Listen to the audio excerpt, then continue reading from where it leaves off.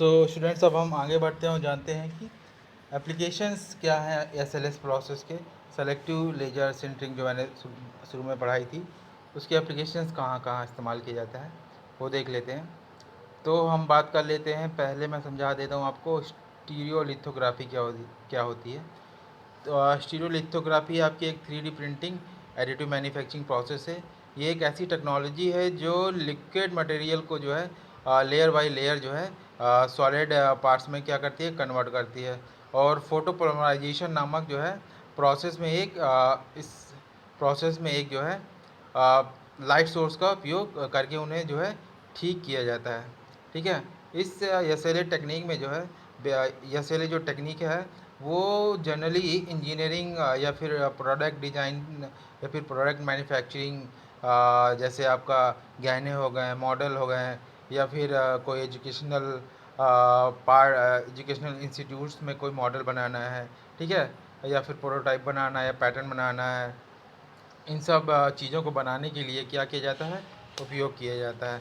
तो ये तो रहा इसका पहला भाग। अब हम जान लेते हैं कि 6.71, हाँ, इसमें जो है दो तरीके की जो है एस एल ए टेक्निक होती हैं। एक होता है राइट साइड, एक होता है आपका इन्वर्टेड एस एल ए। ठीक है। तो ये दोनों क्या होते हैं ये भी जान लेते हैं। ठीक है।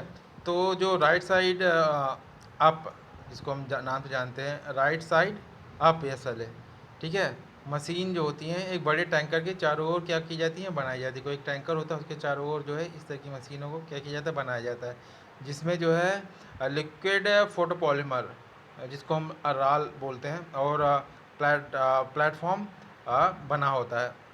अब क्या होता है कि जो अल्ट्रावायलेट लेजर जो है 3D मॉडल के क्रॉस सेक्शन को ट्रेस करते हुए राल की सतह पर केंद्रित कर दिया जाता है। बिल्ड प्लेटफॉर्म तब सिंगल लेयर की मोटाई के बराबर दूरी तय करता है और वाद के पार एक रॉल फील्ड ब्लेड स्वाइप करता है ताकि इसे ताज़ा पदार्थ के साथ फिर से बनाया जा सके।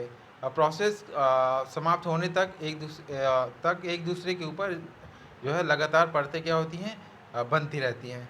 इसका जो इस्तेमाल सबसे ज़्यादा जो है बड़े पैमाने पर इंडस्ट्रियल पर्पज में देखने को मिलता है।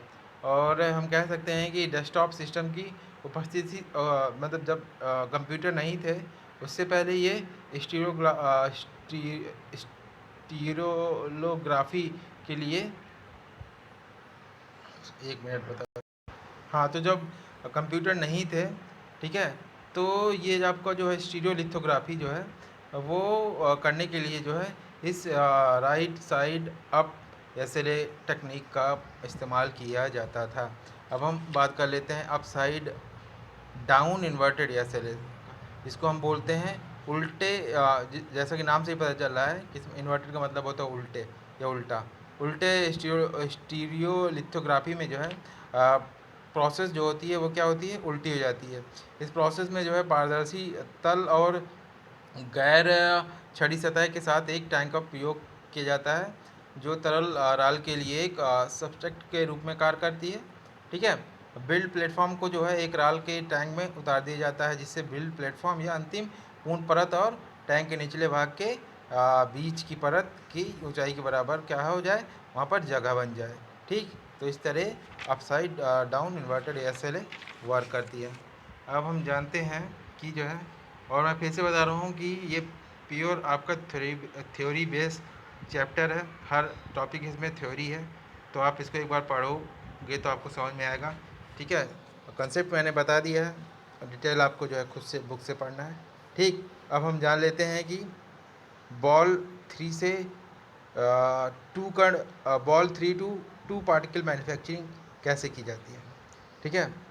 यह एक बॉल मिलिंग प्रोसेस है। मिलिंग क्या होती है ये आप जानते हो, ठीक है, ये बताने की ज़रूरत नहीं है मुझे, ये आपने first year, second year, third semester सब में पढ़ा होगा मिलिंग क्या होती है। तो इसमें क्या किया जाता है, यहाँ पर जो है बॉल में जो है,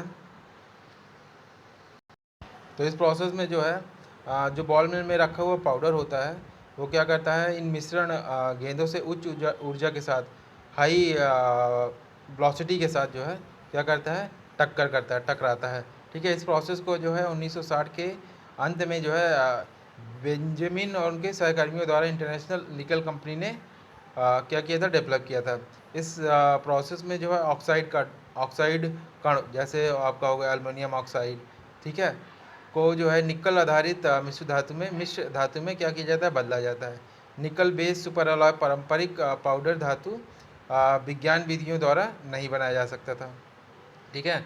तो इसके लिए क्या किया गया, पदार्थ संश्लेषण के अलावा उच्च ऊर्जा बॉल मिलिंग उन परिस्थितियों में किया जाता है जिसमें रासायनिक प्रोसेस या तो मिल्ड सॉलिड हो, ठीक है, मिल्ड सॉलिड की प्रतिक्रियाशीलता को जो है बदल कर होती है, या मिलिंग के दौरान रासायनिक प्रतिक्रियाओं को उत्प्रेरण करके यांत्रिक विधि द्वारा जो है बनाया जाता हो, ठीक है।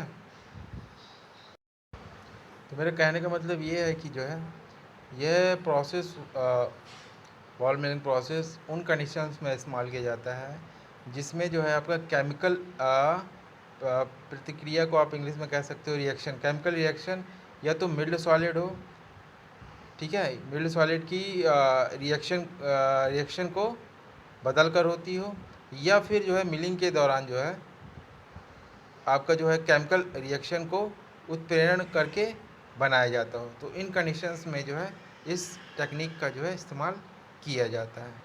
तो ये जो चैप्टर है ये यहीं पर ख़त्म होता है, और अब आपके जो है 9 क्या है प्रैक्टिकल है, तो मैं आपको उसका सॉफ्ट कॉपी भेजे दे रहा हूँ। आप प्रैक्टिकल कॉपी पे लिख लो, कैसे लिखे जाते हैं वो सब आप लोग जानते हो। फर्स्ट ईयर में जैसे आपने लिखे हैं वैसे ही अब लिखने हैं, ठीक। तो मैं आपको फ़ोटो भेज दूँगा आज। तो आज आप लोगों का ये जो है सब्जेक्ट कैड मैन्युफैक्चरिंग यहाँ पर समाप्त होता है, ठीक। इसके बाद अगर आप लोगों को कोई भी परेशानी होती है तो आप लोग मुझे मैसेज या फ़ोन के द्वारा इन्फॉर्म कर देना, ठीक। इसके बाद मैं कोई भी सेशन नहीं करूँगा, क्योंकि यहाँ पर आपका कोर्स कंप्लीट होता है। मैं सेशन तभी करूँगा जब आप लोगों को किसी पर्टिकुलर टॉपिक में क्या होगा, डाउट होगा या डिफ़िकल्टी होगी, ठीक। तो thank you and best of luck. आप मन लगा के पढ़ाई करो और मेरे सब्जेक्ट को ढंग से तैयार करो।